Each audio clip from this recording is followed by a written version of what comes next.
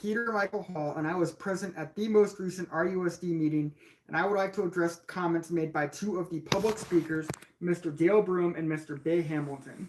In his public comments, Mr. Broom, who is currently running for the position of RUSD board member for Area 5 against sitting Vice President of the board, Patty S. Holohan, spoke about the Plymouth Colony and how they experimented with an early form of communism which nearly caused them to starve to death, until the colonial leadership instituted a capitalistic framework which required everybody to work their own portions of land for themselves and their families, and not for the entire colony. For anybody who is interested, a simple online search will yield plenty of information about what Mr. Broom was referencing. Governor Bradford himself marveled at the increased productivity and how quickly the settlers' fortunes reversed, writing in his journal. So they began to consider how to raise more corn and obtain a better crop than they had done, so that they might not continue to endure the misery of want. At length, after much debate, the governor, with the advice of the chief among them, allowed each man to plant corn for his own household and to trust themselves for that. This was very successful. It made all hands very industrious, so that much more corn was planted than otherwise would have been by any means the governor or any other could devise, and saved him a great deal of trouble and gave far better satisfaction. The failure of the experiment in communal service, which was tried for several years and by good and honest men, proves the emptiness of the theory of Plato and other ancients, applauded by some of later times, that the taking away of private property and the possession of it in community by a commonwealth would make a state happy and flourishing, as if they were wiser than God. For in this instance, community of property, so far as it went, was found to breed much confusion and discontent, and retard much employment, which would have been to the general benefit and comfort. Let none argue that this is due to human failing rather than to his communistic plan of life in itself.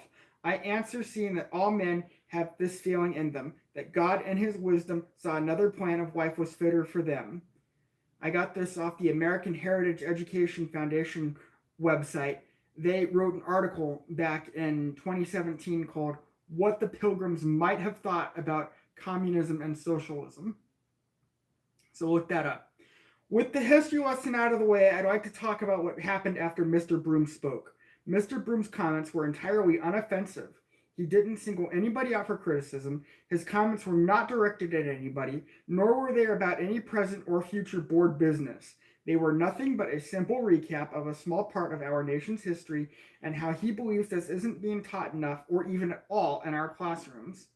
As mild and inoffensive as this 3-minute public comment to the RUSD board was, it was still too much for Mr. Bay Hamilton, who was the last public speaker and who spoke after me. I'm actually quite surprised Mr. Hamilton took issue with Mr. Broom's public comment instead of mine, because I specifically mentioned the political action group that he is a part of. Mr. Hamilton is a member of an Antifa-affiliated or allied transgender advocacy group called Together for Redlands, and in my public comment, I mentioned them directly and stated that they should change their name to Transgender Redlands. I think they should call themselves transgender fascists against Redlands, because that's what they are. Okay, because as much as they would like us to believe that they're advocating for the fair treatment of all Redlands residents, and especially public school students, that isn't the case at all.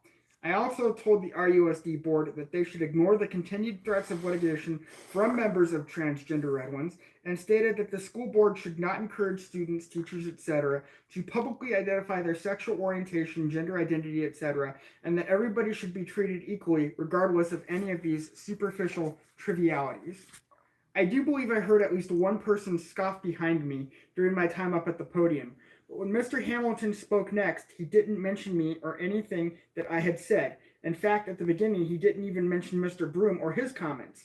Instead, he opened with a statement about one of his children being hit with a chair while in class. He stated that this is the 5th time one of his children had been physically attacked while in class. If true, then these are very serious accusations that the school board should take seriously. Which is why I was, and still am confused, that Mr. Hamilton segued into denouncing Mr. Broom as a misogynist and Nazi. And I think he's making it up, personally.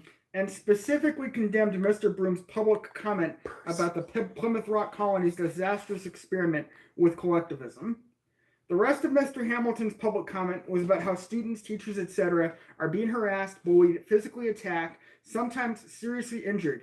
He mentioned a second grader was stabbed by another student in a bathroom and how the perpetrators are hardly ever punished sufficiently. Certainly, they have no respect of authority or even any fear of the consequences of their actions, and the school district can't protect its students and staff as a result. This is a serious nationwide problem, and another public speaker named Erica Grossman also talked about it. The fact is, one of the reasons why so many school districts across the country are having problems maintaining order and discipline among their students is because the schools refuse to punish many of the offenders. And the reason they refuse to do this is because these students belong to so-called marginalized minority groups. I hate using that term minority. These students have learned that if they are a person of color or identify as a member of the LGBTQ community, that they have carte blanche to do just about anything they want and the schools won't punish them. Two of the most egregious occurrences of this shocking and dangerous phenomenon occurred at Stonebridge and Broad Run High Schools, which are both in Ashburn, Virginia, and they were done by the same person, Hunter Heckel, a 14-year-old male high school student who identified as transgender and was allowed to use the female restrooms on campus. The first known sexual assault occurred in May of 2021.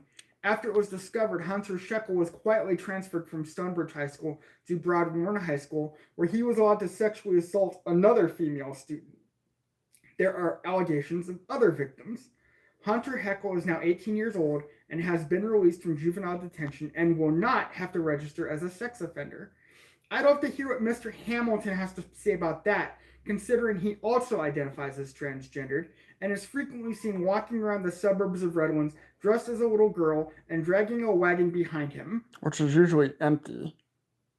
Imagine a grown man like Mr. Hamilton with a known proclivity to publicly dress like a little girl taking issue with a totally non-offensive public comment about the origin of the Plymouth Rock colony and how it nearly came to a humiliating end because of communism. Also, I don't think he has any right to complain about a teacher, quote unquote, sexually assaulting a student, even if that's true, because he advocates for that kind of bullshit just by saying that, he advocates for it with his advocacy of transgenderism. I mean, most kids don't decide to be trans or gender non-binary or gender fluid unless an adult puts that in their head. If I hadn't been there, I wouldn't believe it. But I was there, and I feel compelled to address it. Mr. Hamilton and other members of Transgender Redlands get all hot and bothered when other concerned citizens talk about removing books and other curriculum materials from the schools because they talk about nonsense like critical race theory, minor sexual copulation, transgenderism, etc., but think that they can condemn speech at the podium just because they disagree with it, no matter how mild-mannered and inoffensive it is. All of that is sponsored by the communists, which are a Jewish creation, I might add. Oh, speaking of communism, did you know that Israel has statues of Vladimir Lenin and Joseph Stalin in Tel Aviv, in Jerusalem? Okay. I say it's high time we put these so-called activists in their place. As far as I'm concerned, they're little better than terrorists. They may not be committing acts of violence or even openly advocating for it, but at every RUSD board meeting I've been to, I've seen them swear at board members Candy Olson and Jeanette Wilson and board president Michelle Rendler. I've seen them denounce public speakers like Mr. Dale Broom as fascist Nazis. These people need to be told enough is enough. Sincerely, Peter Michael Hall. All right, you can stop it.